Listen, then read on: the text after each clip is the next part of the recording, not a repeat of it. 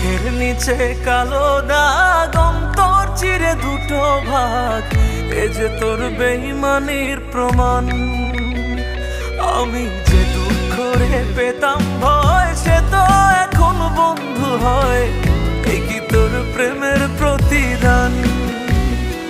ও মানুষ এখন আমায় দেখে প্রেমের দেয় গাল, তবু আমি রয়ে গেলাম তোর প্রেমে।